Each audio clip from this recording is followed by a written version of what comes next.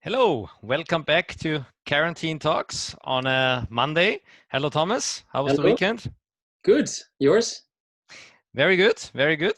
Yeah, very calm Yeah, same. and with a lot of mindfulness, of course, these days. Good. Following our Friday subject. Oh, yeah, very much. I'm looking forward to our today's conversation again. And I picked a topic that's a very large topic, but I think very interesting with your experience that you have. And the topic is the following. During the last couple of days in the media, often we hear that the divorce rates are going up, will increase, and that the violence at home will increase. So I also experienced it myself the last couple of days that we all get a little bit more edgy, just little things that basically, maybe make us a little not really aggressive, but yeah, edgy. The touchiness Mm.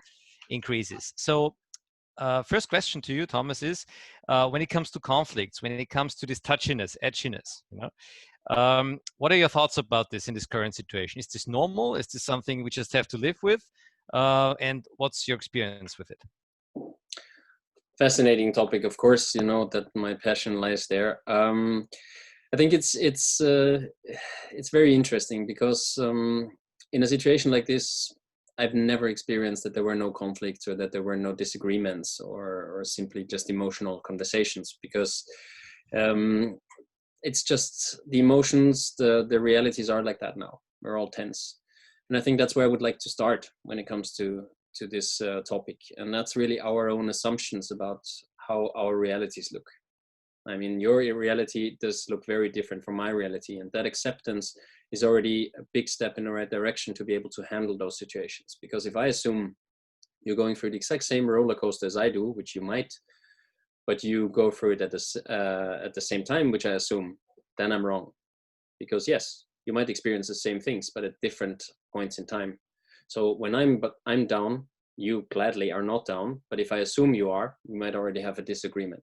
So I think that's a very important start point. Our assumptions that the other person understands where I'm coming from, what I want and need. That is of course very challenging if that's the case.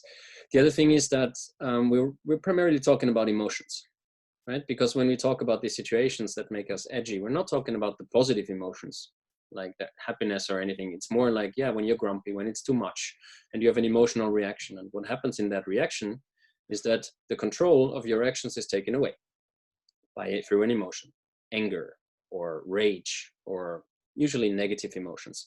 So basically you're losing control in that situations, and that's when you bark at each other and make a comment that's mean.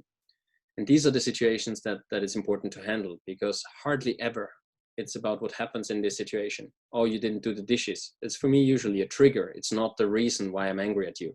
Mm-hmm. Trigger of so many other things. So it's important to keep in mind that we're also transferring things from one situation to the other. So maybe that's a starting point. Now I got a tricky question, a challenging question for you, Thomas. I often get asked now, which strategy should we go? Should we avoid the conflicts, so try to prevent them in a way, or should we actually face the conflicts? And of course, a lot of our personality lies in between this question. Am I a conflict avoider or am I a conflict seeker? Maybe. So this might be very relevant at the moment. So my challenging question for you in this particular situation: which strategy should we choose? Should we try to prevent the conflicts and those emotional situations, because they cost a lot of energy, of course, or is it maybe the other way around, that we basically should accept them and then try to handle them in a different way? What are your thoughts about this one? I think it will be impossible to avoid them, these situations right now. But I think it's important to keep in mind that the spectrum of conflicts is extremely broad. It goes from everything from like a simple disagreement about something to a violent armed conflict. So I think conflict does not mean the same for everybody and not in every situation.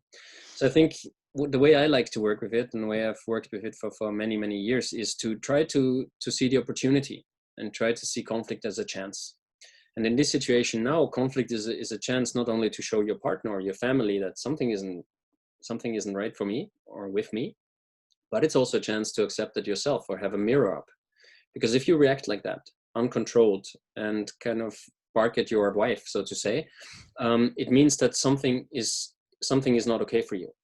You're missing something. You have a need that's not fulfilled. You have a wish or are in an emotional state that requires a bit more attention.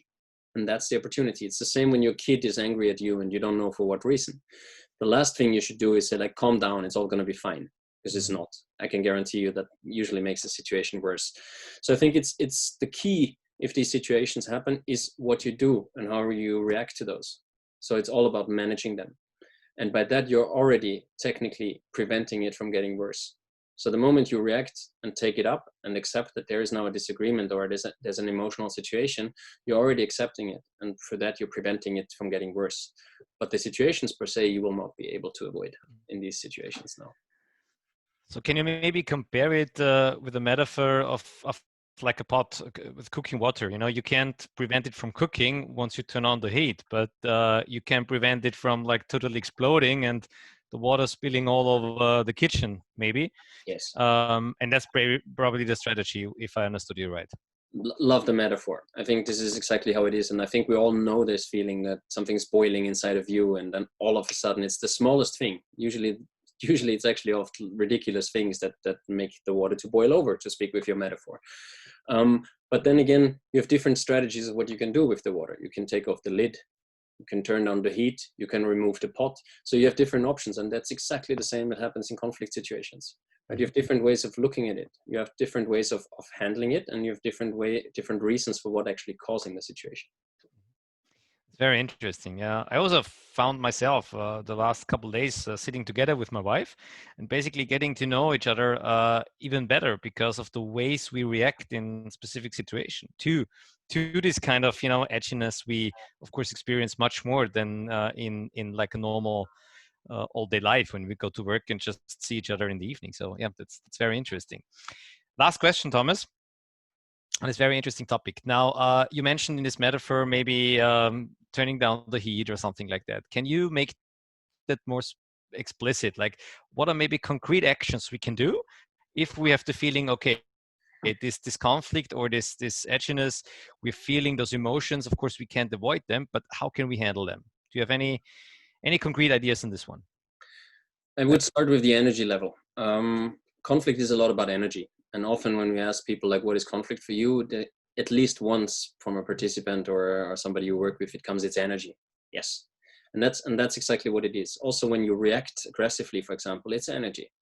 So this energy, instead of kind of shutting it back into the pot, to speak with your metaphor, it needs to come out. I remember you and your wife, you had this, you were screaming in a pillow or go outside and scream when your kids was getting too much, right? Yeah, that's why we had to move a couple of years ago, actually. But yeah, it's exactly that what I'm talking about. So the energy needs to get out, but it's important that it doesn't get out in a destructive way. So not screaming at each other, but maybe go on the balcony or go to the pillow or move or just simply let it out. Because the secret is, once the energy level has dropped a bit, you're way more receptive than to work on the conflict or on your issue and look in a reflective way on what has happened. So that's the first step. The other step is basically the example that you brought is fantastic. You're usually two in this situation, right? Otherwise you wouldn't talk about divorces and so on. Well, you have actually the great opportunity as the other part not to jump on the train and not to basically say bark back or scream back or whatever, but saying like, oh wait, I see something's off, but what's off? What do you need? Right? Maybe not immediately let the energy out first. Say like, go for a walk, whatever, come back and then sit down. Or in the evening, listen, what happened to you? Are you missing something? Is there anything we can do for you? Is there something too much? Is there something too little? And that applies to around in the family, because everybody goes through the same things, only when it comes to different issues. That's another thing. And then we do AARs, right? After action reviews. And I think a week has passed now, for some even more. It's a good opportunity to sit down. Well, how was last week for you? And is there anything we're doing really well? Is there something we shouldn't be doing anymore? Or is there something we should start that we're not doing yet?